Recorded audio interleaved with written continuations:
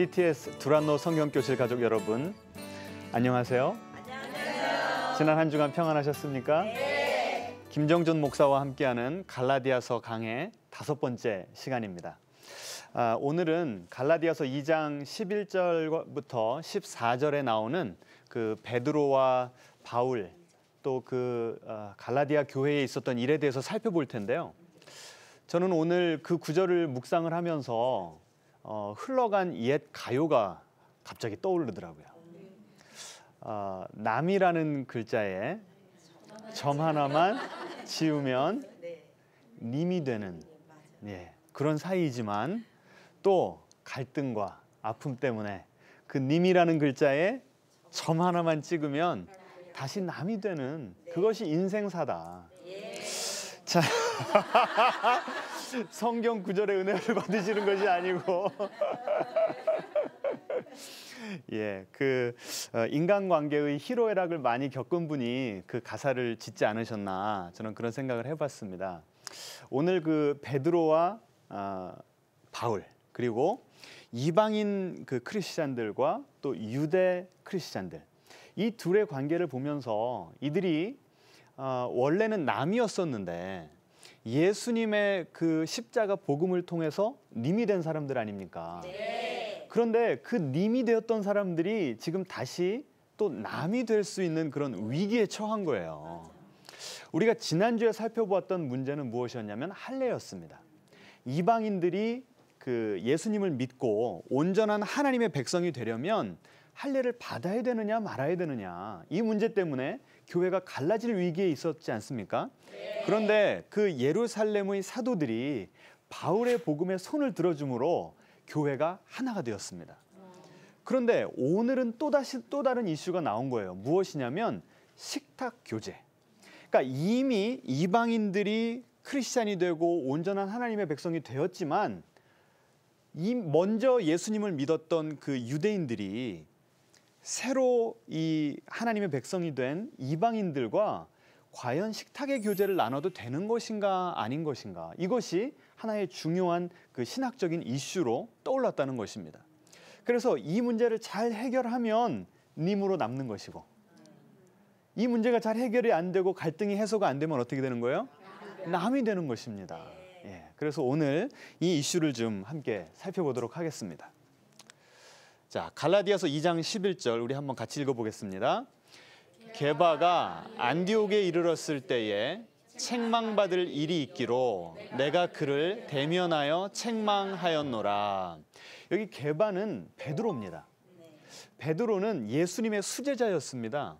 그런데 그 베드로를 누가 책망하였다고 나옵니까? 바울이. 그런데 그 사도 바울은 그 사도들 중에 제일 나중에 사도가 된 사람입니다. 그러니까 서열로 따지자면 베드로는 맨 앞에 있는 사람이고 그 바울은 어디 있는 사람이에요? 제일 끝에 있는 사람이죠.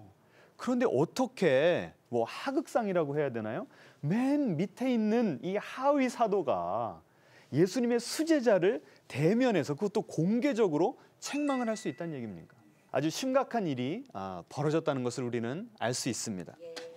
자, 그렇다면 우리가 아까 보았던 그 본문에 그 베드로가 안디옥에 이르렀을 때에 이런 일이 벌어졌다라고 하지 않았습니까? 네. 이 안디옥이 어디였는가? 어떤 상징적인 의미였는가 하면 안디옥에 교회가 세워졌는데요.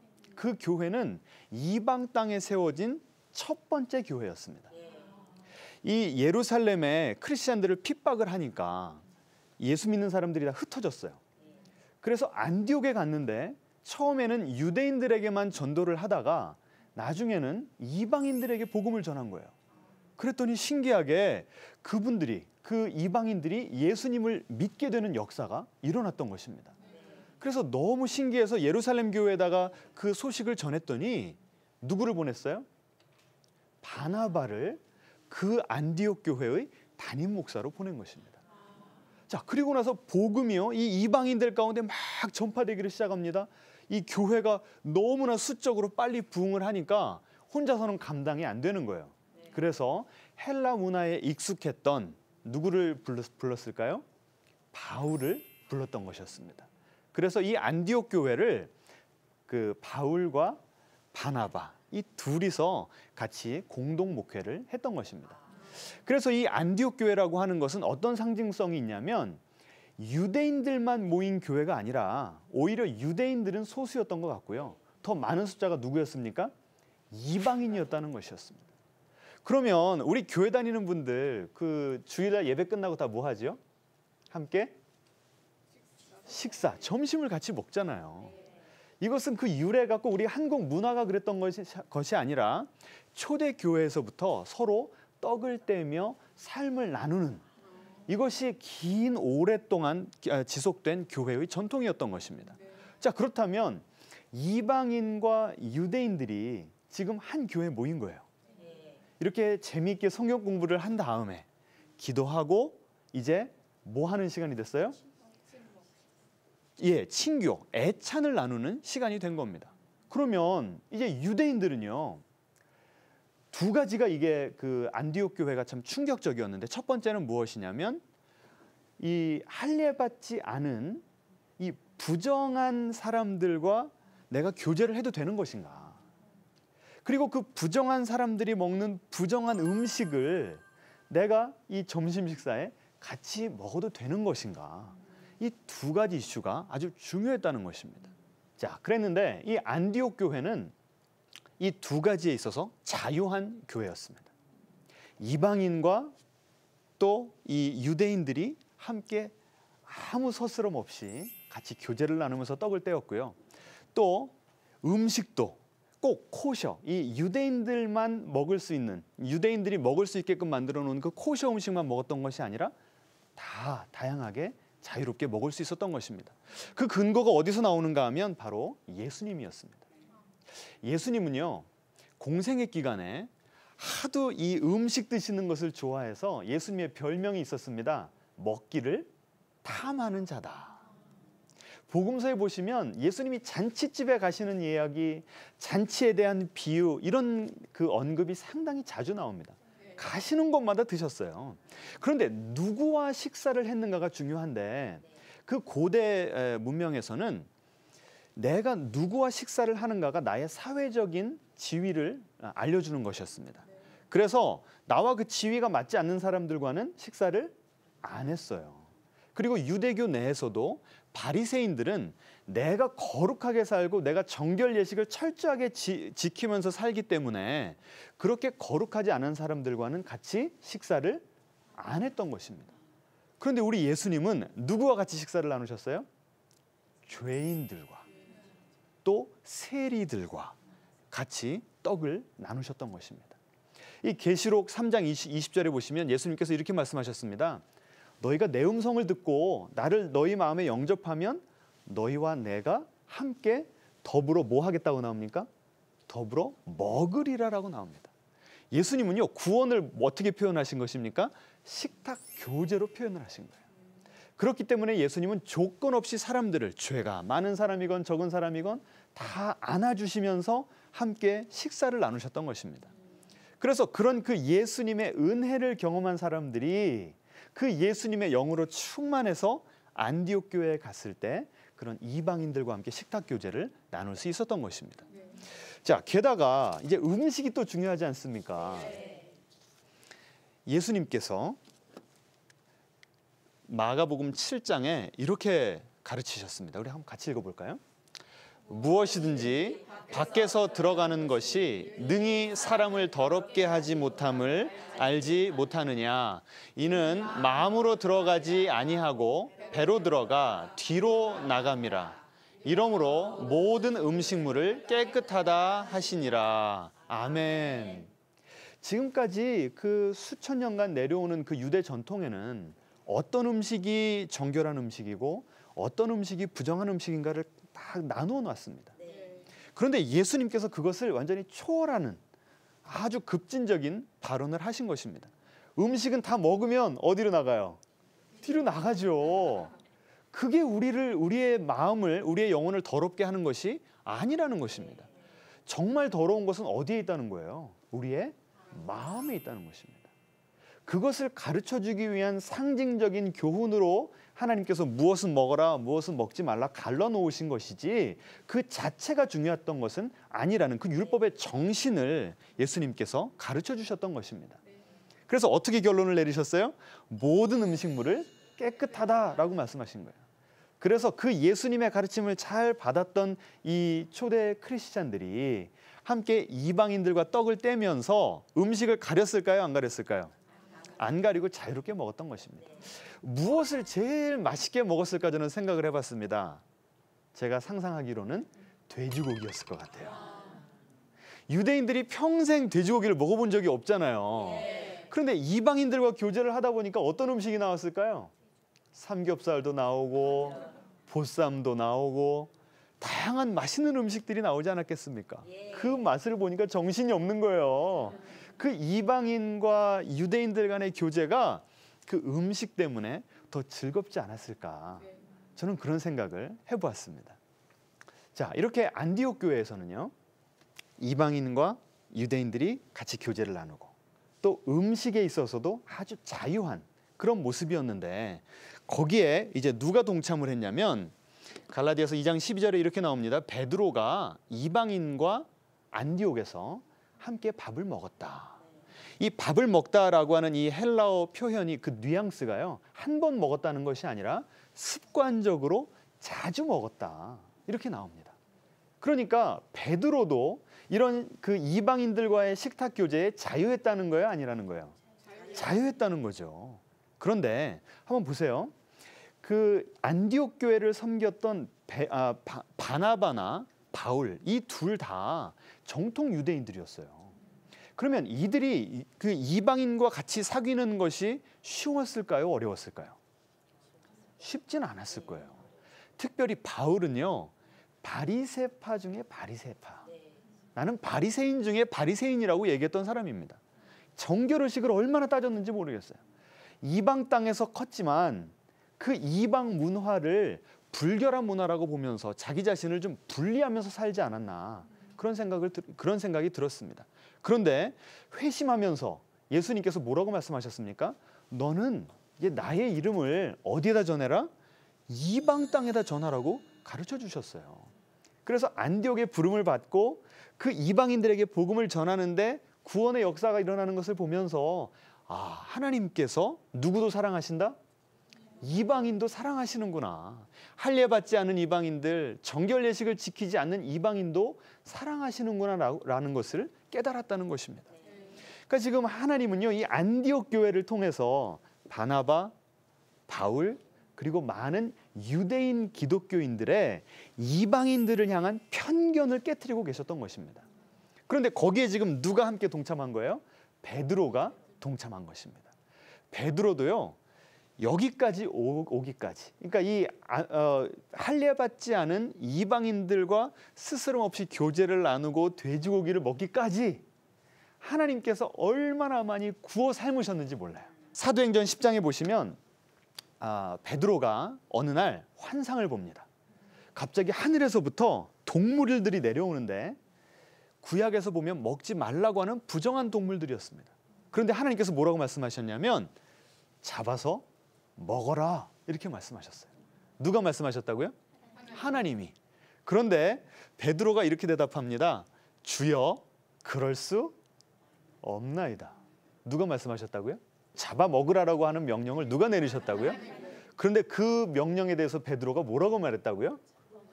그럴 수 없다는 거예요. 그럼 누가 맞다는 거예요? 베드로가 내가 하나님보다 더 옳다고 얘기하는 거예요. 그만큼 베드로도 지금까지 자기가 커왔던 그 유대인의 풍습, 이방인들을 향한 그 편견에 깊이 사로잡혀 있었던 사람이라는 것을 여기에 극적으로 보여주는 것입니다. 그러면서 이렇게 얘기합니다. 속되고 깨끗하지 아니한 것을 내가 결코 먹지 아니하였나이다. 내가 그만큼 하나님의 율법을 신실하게 지켜왔다는 거예요. 그러니까 하나님께서 이렇게 말씀하셨습니다. 하나님께서 깨끗하게 하신 것을 내가 속되다 하지 말아라. 지금 누구의 가르침과 똑같습니까? 아까 우리가 마가복음 7장에서 보았던 예수님의 가르침과 똑같지 않습니까? 자, 여기에서 나온 그 부정한 동물들은요, 정말 문자 그대로의 그 부정한 음식도 뜻했지만 또 좀 더 확장해 보면 이 부정한 음식은 이방인들을 뜻했습니다. 그래서 이 환상을 보자마자 밑에서 베드로를 부릅니다. 베드로를 찾는 사람들이 있다는 거예요. 그 이방인 백부장이라고 하는 그 고넬료라고 하는 사람이 환상 중에 또 베드로를 만나봐라라고 하는 하나님의 가르침을 받고 그 베드로를 보내주십시오라고 부탁을 했던 것입니다. 그래서 이 베드로가 이방인들이 모여있는 그 집에 가가지고 설교를 합니다. 그 설교하는 내용이 여기 나옵니다. 같이 한번 읽어볼까요? 유대인으로서 이방인과 교제하며 가까이 하는 것이 위법인 줄은 너희도 알거니와 하나님께서 내게 지시하사 아무도 속되다 하거나 깨끗하지 않다 하지 말라 하시기로. 베드로가요 지금 이방인들에게 설교하는데 이렇게 말하는 거예요. 원래요 저 여기 있으면 안 됩니다. 여기 있는 거 불법이에요. 그런데 누가 나를 보내셨다고요? 하나님이 나를 보내셔서 순종하는 마음으로 왔습니다 라고 얘기한 겁니다. 그러니까 그 당시에 이방인과 유대인 사이에 그 사회적인 장벽이 얼마나 높고 튼튼했는지를 보여주는 것입니다. 그런데 하나님의 의도는 뭐예요? 그 장벽을 허무는 것이죠. 복음으로 이방인과 유대인이 하나 되는 것이 하나님의 뜻이었던 것입니다. 그래서 가장 먼저 허무신 것이 무엇이었습니까? 베드로의 마음에 있는 그들을 향한, 이방인들을 향한 편견이었다는 것입니다. 자, 그래서 베드로가 순종하고 이방인의 집에 가서 설교를 했더니 어떤 일이 벌어졌는가 하면 베드로가 이 말을 할 때에 성령이 말씀 듣는 모든 사람에게 내려오시니 베드로와 함께 온 할례 받은 신자들이 이방인들에게도 성령 부어 주심으로 말미암아 놀라니. 이거는 그냥 놀란 게 아니라 좀 더 속된 말로 하면 놀라 자빠진 거예요.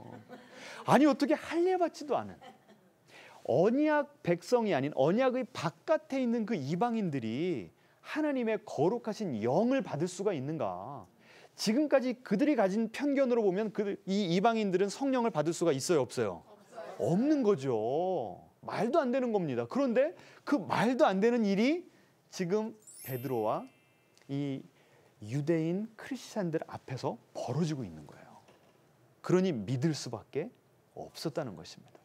그래서 이 놀라운 보고를 예루살렘에 가서 했습니다. 자, 그러면 여러분이 예루살렘에 있는 그 유대인 크리스찬이라고 한다면 이런 놀라운 이방인들에게 복음이 전해지고 그들이 성령의 충만함을 받았다는 소식을 들었으면 여러분 같으면 어떻게 반응을 하시겠습니까? 주님을 찬양하고 할렐루야 하지 않았겠습니까? 자, 그런데 한번 우리 반응을 보실까요? 베드로가 예루살렘에 올라갔을 때 할례자들이 비난했다라고 나옵니다. 왜 거기 가서 복음을 전했냐는 거예요. 이르되 내가 할례자의 집에 들어가 함께 먹었다 하니. 참 이 흥분된 이 복음이 전파되었다는 소식에 초를 치는 거 아닙니까? 같이 기뻐하면서 하나님을 찬양해야 될 사람들이 지금 딴지를 걸고 있는 거예요. 어떻게 그럼 불법을 행했냐는 거예요.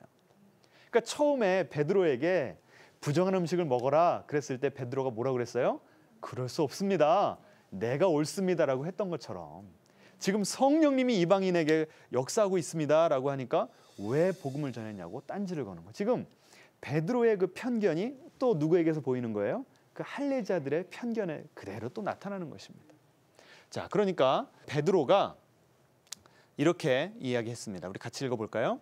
그런즉 하나님이 우리가 주 예수 그리스도를 믿을 때에 주신 것과 같은 선물을 그들에게도 주셨으니 내가 누구이기에 하나님을 능히 막겠느냐. 그러니까 자기도 지금까지 자기가 이해해온 그 신학의 틀로는 설명할 수 없는 그런 일들이 일어났으니 이것은 누가 하신 거라고요? 하나님이 하신 거니, 하나님이 하신 거라는 얘기예요.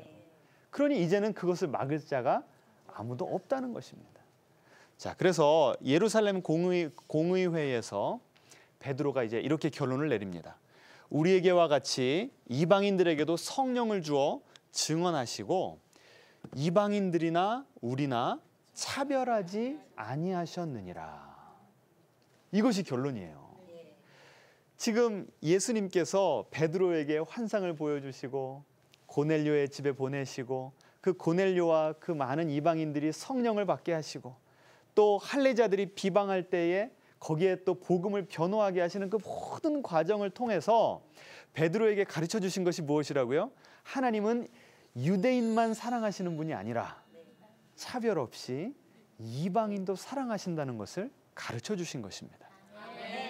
자, 이렇게 복음은요, 우리 마음 가운데 당연하다고 진리라고 믿고 있었던 그 편견의 요소들을 드러내가지고 그 편견을 우리가 직시하게 하시고 그 편견을 무너뜨리는 그런 일을 하시는 것이 바로 이 복음의 능력이라는 것입니다.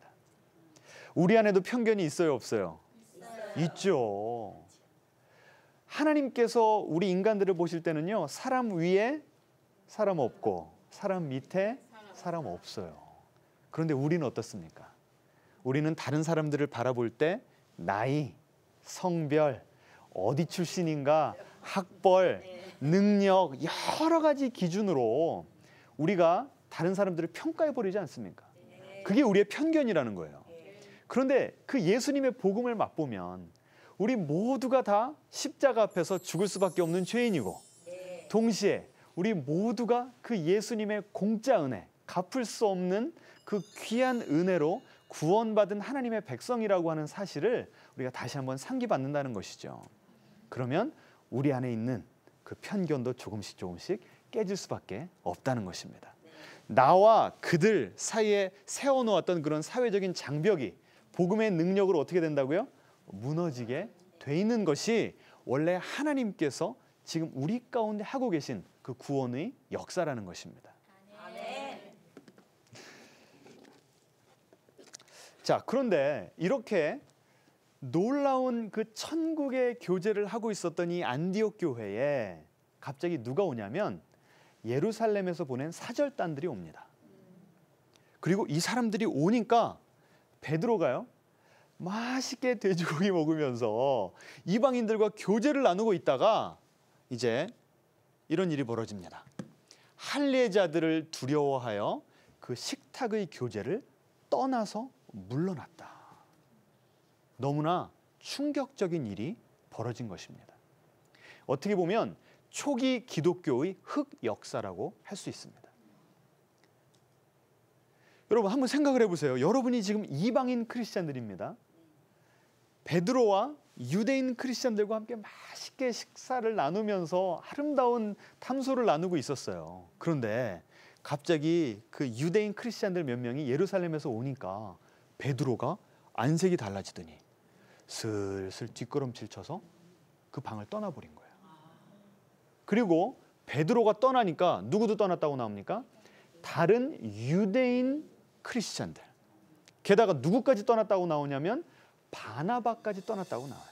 바나바가 누구였다고요? 안디옥 교회의 담임 목사님이었습니다. 아니 양떼를 떠나서 그냥 물러나 버린 것입니다. 이방인 크리스찬들이 얼마나 소외감을 느끼고 거절감을 느끼고 상처를 받았을까요? 이것은 있어서는 안 될 일이 벌어진 것입니다. 천국의 기쁨을 누리던 자들이 갑자기 분위기가 싸해진 거예요. 그리고 그 뒤로부터 예배는 같이 드려요. 성경 공부도 같이 합니다. 그런데 밥을 먹을 때면 어떤 일이 벌어지는 거예요? 두 패로 딱 나누어지는 거예요. 한 지붕 안에 교회가 몇 개가 돼버린 거예요? 두 개가 되는 어처구니 없는 일이 벌어진 것입니다. 예수님께서 복음의 능력으로 허무셨던 그 사회적인 장벽이 다시 세워지고 예수님께서 그 피로 힘들게 애써서 세우신 그 교회가 무너지는 그런 비극이 지금 벌어지게 된 것입니다. 자, 베드로가 왜 이런 행동을 했을까요? 성경에는 이렇게 나옵니다. 할례자들을 두려워했다. 저는 이 본문을 가지고 고민을 많이 했습니다. 왜냐하면 그 사도행전 11장에 보시면 이미 할례자들이 베드로를 비판했잖아요. 그리고 그때에 베드로가 잘못했습니다. 다시 안 하겠습니다. 그랬습니까?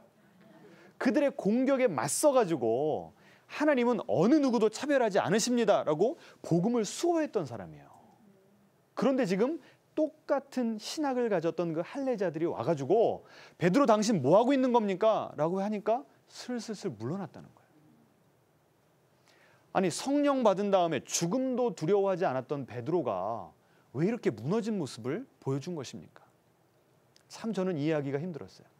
그래서 제 아내와 좀 이렇게 큐티 쉐어링을 좀 나눔을 해봤습니다. 그랬더니 아내가 그래요. 나는 100% 이해 가는데. 왜냐하면 아무리 성령 충만한 사람도 우리 모두는 다 약점이 있잖아요. 베드로의 약점은 무엇이었냐면 다른 사람들이 나를 어떻게 생각을 하는가. 그리고 지금 내가 당장 그 어떤 물리적인 위험, 폭력을 당할 수도 있을 그런 위험에 처하면 언제든지 내가 믿는 믿음을 내려놓을 수 있는 그런 연약함이 베드로 안에 있었다는 것입니다. 그 예수님이 마지막 만찬을 드시면서 이렇게 베드로에게 말씀하셨습니다. 네가 나를 몇 번 부인하리라? 3번 부인하리라. 베드로가 뭐라고 그랬습니까? 결코 나는 그러지 않을 것입니다. 그렇게 호언장담을 해놓고 조금 지나서 어떻게 했습니까? 나는 도무지 그 사람을 알지 못한다고 3번 부인했던 것입니다. 그 베드로의 인간적인 연약함이 이제 오순절 그 성령의 사건을 통해서 많이 극복이 되었던 거예요. 그런데 어느 순간 또다시 할례자들이 와서 이 베드로의 어떤 사회적인 명망이 위협받는 상황, 아니면 그 베드로를 너 정말 왜 위법을 계속 행하고 있는 거야? 라고 그들의 편견 때문에 그 베드로를 공격할 수 있는, 육체적으로 이 폭력을 가할 수 있는 그런 상황에 처했기 때문에 또다시 두려워하면서 수그러들었던 것입니다. 베드로가요, 무리를 걸었지 않습니까? 예수님과 시선을 맞출 때는 무리를 저벅저벅 잘 걸었어요. 그런데 갑자기 베드로의 시선이 어디로 갔습니까? 파도, 풍랑으로 가니까 파도가 막 치잖아요. 그러니까 베드로가 어떻게 됐습니까? 금방 푹 하고 물속에 빠져들어갔습니다. 왜 그래요? 두려워가지고. 사도행전 11장에서 그 복음을 변호할 때는요, 시선이 누구에게로 가 있었을까요? 예수님. 그 예수님의 응원해 주심을 경험하면서 복음을 수호할 수가 있었던 것입니다. 그런데 이 안디옥 교회에서 밥을 먹었을 때, 그리고 할례자들이 왔을 때는 그 베드로의 시선이 예수님이 아니라 풍랑에 가 있었던 것 같아요. 그래서 나도 모르는 사이에 푹 하고 빠져들어갔던 것입니다. 그래서 사도 바울은요, 이 베드로와 또 베드로를 따랐던 그 유대인 크리스찬들의 행동을 가리켜서 위선했다라고 얘기를 했습니다. 여러분, 위선이 무엇입니까? 나는 이미 내 마음속에 무엇이 옳은지 알고 있어요. 그런데 그것을 숨기고 내 믿음과는 정반대의 행동을 하는 것, 이게 바로 위선 아닙니까? 베드로는요, 이미 사도행전 10장과 11장의 그런 사건들을 통해서 유대인들뿐만이 아니라 이방인도 하나님께서 사랑하신다는, 그리고 온전한 하나님의 백성으로 인정해 주신다는 사실을 잘 알고 있었어요. 그 믿음이 변한 게 아니었습니다. 그런데 그 사회적인 압력이 베드로에게 오니까 그냥 무너져 버렸던 것이었습니다. 그래서 예수님께서는 이 안디옥 교회가 무너지는 것을 보시고 너무나 가슴이 아프셔서 얼른 바울을 보내신 것이었습니다. 아까 우리가 초대에 보았죠? 바울이 베드로를 대면해서 베드로를 뭐 했다고 나왔어요? 책망했다고 나왔어요. 왜 그럴 수밖에 없었는가? 지금 교회가 무너지는 위기 상황에 있었기 때문에. 그리고 베드로가 만인이 보는 앞에서 공개적으로 위선이라고 하는 죄를 지었기 때문에 그를 대면하지 않을 수가 없었던 것입니다. 사도 바울은요, 사람들을 두려워하는 사람이 아니었습니다. 우리 한번 갈라디아서 1장 10절을 같이 읽어보겠습니다. 이제 내가 사람들에게 좋게 하랴 하나님께 좋게 하랴 사람들에게 기쁨을 구하랴. 내가 지금까지 사람들의 기쁨을 구하였다면 그리스도의 종이 아니니라. 사도 바울은 철저하게 하나님의 종으로 쓰임받았던 것입니다. 그래서 그 상황에서 참 그 베드로, 교회의 초대교회의 기둥이었던 그 베드로를 대면하는 것이 쉽지 않았음에도 불구하고 하나님께서 그 마음 가운데 의로운 분노를 주셨기 때문에 사명감을 가지고 하나님의 종으로서 베드로를 대면했던 것입니다. 그리고 바울이 그 하나님의 감동에 철저하게 순종했기 때문에 베드로를 책망하고 다른 이들을 다시 그 복음의 자리로 불러들였던 것입니다. 그래서 무너졌던 교회가 다시 세워지고 다시 세워지려고 했던 사회적인 장벽이 다시 무너지는 그런 역할, 그런 놀라운 그 회복의 역사가 사도 바울을 통해서 있었던 것입니다. 자, 그럼 이제 우리가 마지막 질문을 던져봐야 됩니다. 사도 바울과 베드로는 전혀 모르던 사람들이었는데 누구 때문에요? 예수 때문에 남이던 사람들이 님이 되었어요. 그런데 이 오늘 사건 때문에 자칫 잘못하면 님이었던 사람들이 남이 될 수 있는 그런 위기 상황이었다고 제가 말씀드렸지 않습니까? 그러면 이들은 끝까지 남으로 남았을까? 아니면 님으로 다시 회복이 되었을까라고 하는 궁금증이 남아요, 안 남아요? 남아요. 남죠. 자, 그럼 이제 우리가 한번 보겠습니다. 정말 베드로와 사도 바울의 관계는 회복이 되었을까? 고린도전서에 보시면 그 바울이요 베드로에 대한 언급을 여러 번 하는 것을 보게 됩니다. 그런데 만약에 베드로가 끝까지 이방인들을 그 온전한 하나님의 백성으로 취급을 하지 않았다면 베드로를 그냥 베드로 이렇게 언급을 했었을까요? 저는 그렇지 않다고 봅니다. 이게 무슨 소리냐면 그 갈라디아서 2장에 보시면 거짓 복음을 전하던 사람들을 가리켜서 사도 바울은 거짓 형제라고 불렀습니다. 만약에 베드로가 그런 위선적인 모습으로 계속 살았다고 한다면 그도 또한 누가 되는 거예요? 거짓 형제가 되는 것이죠. 그런데 사도 바울은 베드로를 거짓 형제라고 부른 적이 한 번도 없었어요. 그리고요, 베드로도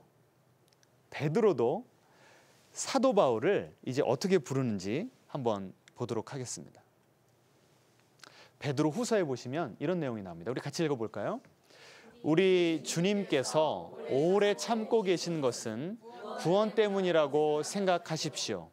이 문제와 관련해 많은 지혜를 받은 이가 우리의 귀한 형제 바울입니다. 지금 이 베드로 후서에서는요, 예수님께서 금방 오실 줄 알았는데 예수님의 재림이 이제 임박한 줄 알았는데 시간이 지났는데 안 오시는 거예요. 베드로가 이렇게 얘기한 것입니다. 이 문제와 관련해서, 그러니까 왜 예수님이 아직 오시지 않는가의 문제에 관련해서 많은 지혜를 받은 이가 우리 형제 바울입니다 라고 얘기하는 거예요. 만약에 베드로와 바울의 관계가 완전히 남이 되어버렸다고 한다면 이렇게 중요한 예수님의 재림의 이슈를 다룸에 있어서 바울의 편지를 읽어보십시오 라고 추천을 했을까요? 안 했을까요? 안 했죠. 게다가 여기 보시면 많은 지혜를 받았다.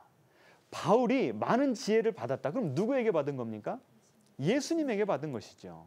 그러면 베드로는 뭘 인정하는 것이냐면 바울에게 계시를 주신 분이 바로 예수님이다 라고 하는 것을 인정했다는 것입니다. 그러니까 지금 갈라디아서 2장 11절부터 14절까지는 정말 남이 되면 어떻게 하나? 라고 하는 그런 위기 상황, 갈등에 있었지만 세월이 흐르고 나니까 둘의 사이가 어떻게 된 거예요? 다시 회복이 되었다는 것입니다. 그렇다면 베드로는 그 가장 나중에 사도가 되었던 바울에게 책망을 받았는데 솔직히 그도 인간이었는데 기분이 안 나빴을까요? 나빴겠죠. 그런데 시간이 가서 사도 바울도 하나님께 계시를 받은 하나님의 사도입니다라고 인정해 주면서 그의 편지를 읽어보십시오라고 추천을 하면 베드로의 인격도 어떻습니까? 상당히 성숙한 것이죠. 그러면 우리는 자칫 잘못하면 베드로 참 훌륭하네. 실수는 했더라도 그래도 이렇게 멋진 모습으로 다시 온전히 회복되었네 라고 얘기할 수 있습니다. 그러면 그 영광, 그 자랑을 누구에게 돌려야 될까요? 베드로에게 돌려도 될까요? 그렇지 않습니다. 보세요. 베드로가 예수님 십자가 달려 돌아가시기 바로 전에 예수님을 부인했지 않습니까? 네. 그런데 예수님께서는 그 부인을 예고하시면서 이렇게 말씀하셨습니다. 우리 한번 누가복음을 같이 읽어보겠습니다. 내가 너희를 위하여 네 믿음이 떨어지지 않기를 기도하였노니 너는 돌이킨 후에 네 형제를 굳게 하라. 예수님이 베드로에게 하신 말씀이에요. 베드로는 저는 결코 예수님을 부인하지 않겠습니다 라고 얘기를 했지만 예수님은 베드로가 부인할 것을 아셨을까요? 모르셨을까요? 아셨죠. 그런데 더 신기한 것은 무엇이냐면 네 믿음이 떨어지지 않기를 기도하였노니 어떻게 나는 이 정도밖에 안 되는 인간인가 라고 내 스스로 막 가슴을 치면서 자칫 잘못하면 가론 유다의 길을 걸을 수도 있을 것을 예수님께서 미리 아셨다는 거예요. 그래서 예수님께서 베드로를 위해서 뭐 하셨다고요? 기도하셨다는 겁니다. 이것이 우리에게는 얼마나 큰 은혜가 되는지 모르겠어요. 아니 어떻게 내가 3년 동안 너에게 쏟아부은 사랑과 관심이 얼만데 네가 나를 모른다고 부인할 수가 있어. 너 정말 섭섭하다. 그러면 안 되지 라고 말씀하실 수도 있을 것 같은데 예수님은 어떻게 하셨다고요? 네 믿음이 떨어지지 않기 위해서 내가 간절히 기도했다. 그리고 또 더 놀라운 구절이 나와요. 보세요. 너는 돌이킨 후에. 이것은 무엇을 예수님께서 확신하시는 겁니까? 베드로가 다시 돌이킬 것이다. 그 소녀 하나 때문에 예수님을 모른다고 3번 부인하는 그런 비참한 모습이 아니고 이제 오순절 마가다락방의 성령 사건을 통해서 다시 회복된 모습을 예수님께서는 미리 바라보고 계셨다는 거예요. 그래서 지금 그 형편없는 모습, 용기 없는 모습을 보시면서 아이고 못난 녀석 하시는 분이 아니시고 앞으로 되어질 멋있는 모습, 영광스러운 모습을 바라보시면서 너는 앞으로 이렇게 될 것이다. 그리고 그렇게 될 때 너처럼 믿음이 연약한 자들, 때때로 나와 시선을 맞추다가 이 세상, 환경, 부족한 내 자신의 시선을 맞추면서 무너지는 이들을 어떻게 해주는? 다시 세워주는 사역을 네가 감당해라. 사명까지 주셨던 것입니다. 이것이 바로 이 예수님 돌아가시기 바로 전에 있었던 베드로를 회복시켜 주셨던 예수님의 은혜였습니다. 그러면 베드로가 또다시 이 갈라디아서 2장에서 이거 안디옥 교회에서 쓰러지지 않았습니까? 무너지지 않았습니까? 그러면 그때는 예수님께서 뒷짐지고 계시면서 야, 너 한 번 회복시켜줬으면 됐지. 너 또 나한테 그럴 수 있어? 이렇게 얘기하셨으면 베드로가 온전히 그 뒤에 회복이 되었을까요? 안 되었을까요? 안 되었겠죠. 베드로를 위해서 끊임없이 기도하셨던 그 예수님께서 안디옥에서 실수하고 넘어진 그 베드로를 위해서 또다시 뭐 하신 거예요? 하늘 보좌 우편에서 그 베드로를 위해서 중보하셨던 것입니다. 그래서 우리는요, 죄에 대해서 경계를 하고 정말 한번 죄를 지면 철저하게 회개를 해야 됩니다. 하지만 우리는 인간인지라 쓰러질 수밖에 없어요. 항상 우리가 주님과만 시선을 맞추는 것이 쉬운 일은 아니잖아요. 그러면 그럴 때 우리가 붙잡아야 되는 것은 무엇이냐면 우리를 회복시켜 주시는 주님의 은혜라는 것입니다. 나는 여전히 부족할 수밖에 없고 나는 여전히 쓰러지지만 주님께서 나를 붙잡고 계시고 주님께서 나를 위해서 기도하고 계시기 때문에 희망이 있다는 것입니다. 그 희망의 근거가 내가 아니라 누구라고요? 예수님이라는 것입니다. 자, 이렇게 보면 베드로 된 것은 누구의 은혜일까요? 하나님의 은혜라는 것입니다. 그러면 우리 된 것은 누구의 은혜일까요? 하나님의 은혜라는 것입니다. 그래서 우리는요, 그 신앙생활할 때 이 두 가지의 그 개념을 잘 정리를 해야 됩니다. 제가 영어로 할 테니까 쉬운 영어로 할 테니까요. 한번 잘 들어보세요. Again and again이라고 하는 요소가 있어요. 또다시 또다시. 그리고 more and more. 점점 더라고 하는 표현이 있습니다. 우리는요, 예수님을 믿을 때 우리가 점점 더 예수님을 닮아가고 점점 더 인격이 훌륭해지니까 그것을 보시고 예수님께서 또 은혜 내려주시고 또 축복 내려주신다고 생각할 때가 많아요. 그런데 베드로의 경우를 보세요. again and again이 먼저였습니까? more and more가 먼저였습니까? 베드로는 넘어지고 또 넘어졌어요. 그런데 예수님께서는 그때마다 또 은혜 내려주시고 또 용서해 주시고 또 회복시켜 주셨어요. 그렇게 again and again의 은혜를 베풀어 주시니까 베드로가 결국에는 어떻게 됐습니까? 점점 더 주님을 닮아가는 그런 성숙한 인격과 신앙의 소유자가 되었다는 것입니다. 그래서 이 갈라디아서 2장에는 할례자를 두려워해서 그 은혜의 자리를 떠났던, 그리고 교회가 무너질 수 있는 그 위기의 상황까지 몰아갔던 베드로가요, 그의 인생 마지막에는 어떻게 되었죠? 예수님을 위해서 순교의 자리까지 가는, 예수님을 죽기까지 사랑하는 주님의 진정한 사도로 거듭났다는 것입니다. 우리에게 필요한 은혜가 again and again의 은혜입니다. 우리가 우리 스스로를 볼 때는 more and more 주님을 닮아가는 그런 모습이 잘 안 보일 때가 있어요. 주님과 시선을 맞추지 못할 때 우리의 부족한 모습들이 드러납니다. 하지만 우리에게 또 은혜 내려주시고 또 우리를 붙잡아 주시는 그 주님을 붙잡을 때 우리도 베드로처럼 영광스러운 모습으로 거듭날 줄 믿습니다. 아멘. 오늘은 여기서 마치도록 하겠습니다. 감사합니다.